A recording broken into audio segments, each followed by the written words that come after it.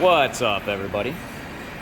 So we have the BMW in the shop today. So going off my other video that we do more than just Hondas and Acuras, what we're doing on this one is a subframe reinforcement in the back. When we get it up in the air, I will show you guys what we're working with. We've done these before.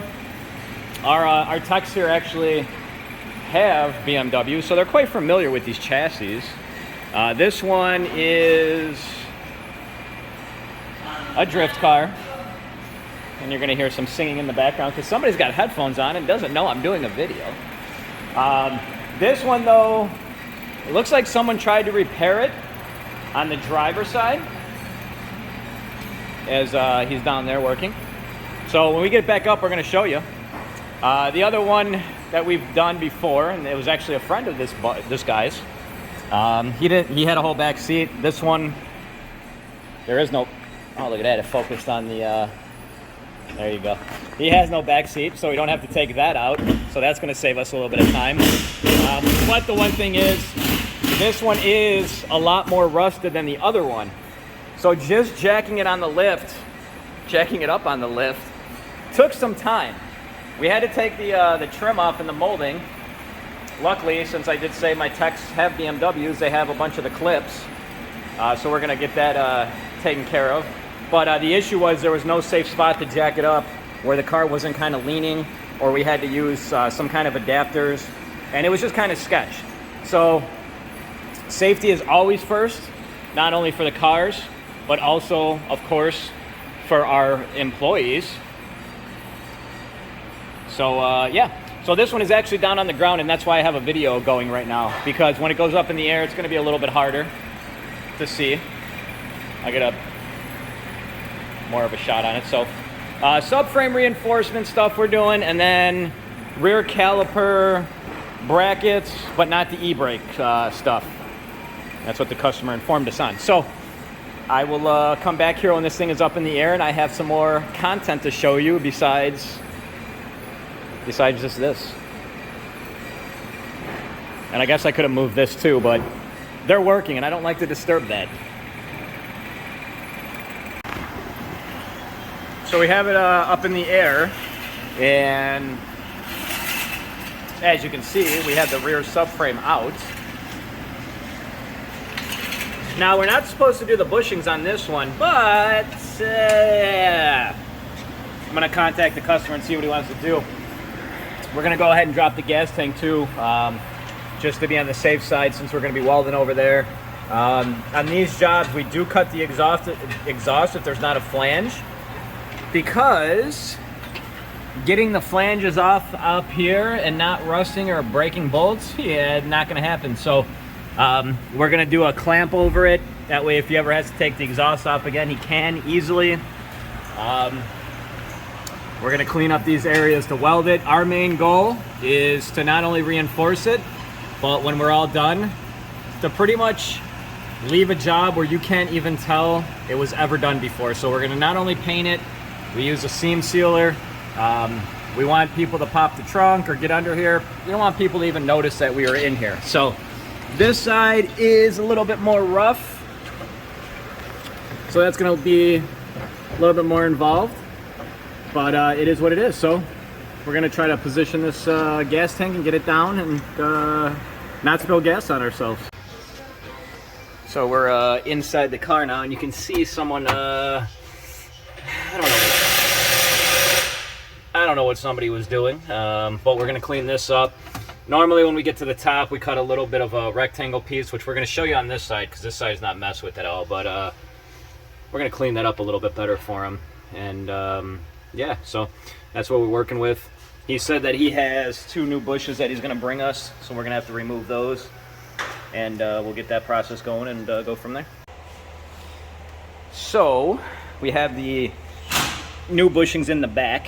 The front, we're actually waiting. We have a tool that we bought to press them in and out. We didn't have that tool. If you do like the urethane, polyurethane ones, they go in a lot easier than the stock type OEM ones.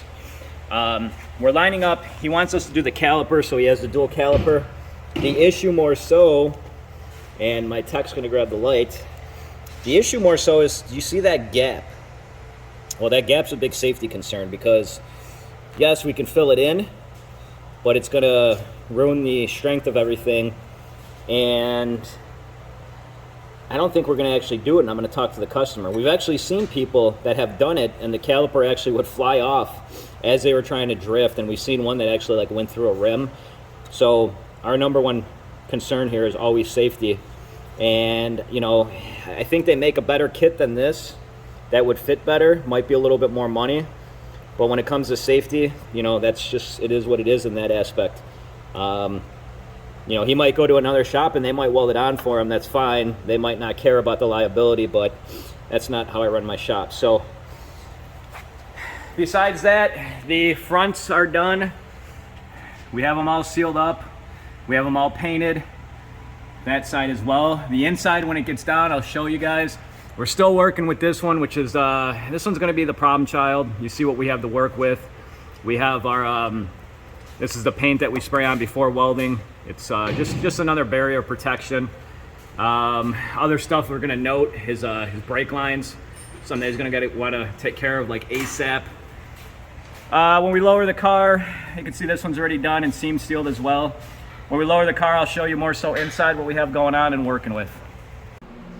So I'm in the showroom because it's loud outside, and we got the tool for these bushings, and so we researched it.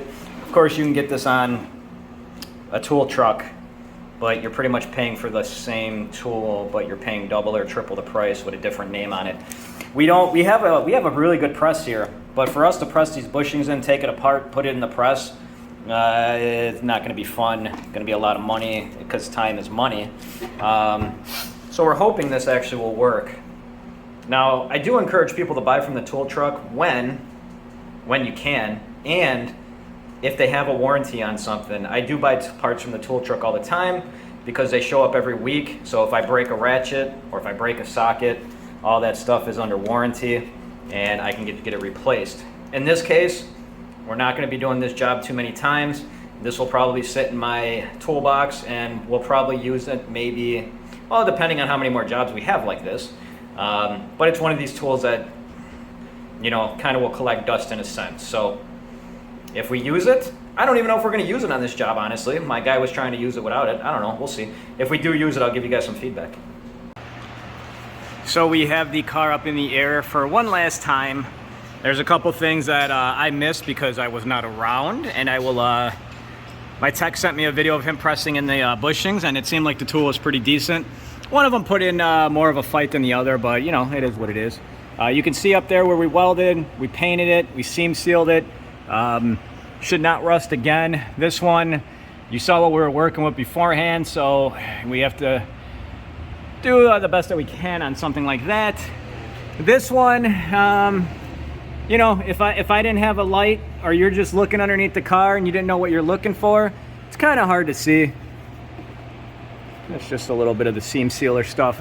And the exhaust, what I was mentioning about, this is the cheapest, easiest solution. Of course, someone wanted flange down the road, we can do that. It costs a little bit more money. A simple clamp, so if he's ever taken off the fuel tank, again, he can just disconnect it right there. He's all done. So down below, pretty much all set. You can see the bushings up here. Same with these two. These are almost hard to spot. And that's what we're going for. Now inside, you're gonna see once again, we did what we can do with what we were working with. But overall, another one done, and we'll get this car lowered down so I don't have to climb on the ladder, and I'll be right back. So inside, you know, it is what it is to a point. Normally, it's this small. I don't know, like I said before, what they were attempting to do. Normally, you do have your back seat and your carpet in here too, so you wouldn't even be able to tell. Yeah, so it's all seam sealed up. It is welded back up like it should be. We have no interior for this one, so this one's pretty much done. So if you got a BMW and you're interested in this job, hit us up and we will go from there. Yeah, I decided to get one more video. He actually has a little plastic piece that goes in, and there you go, pretty much covers it all.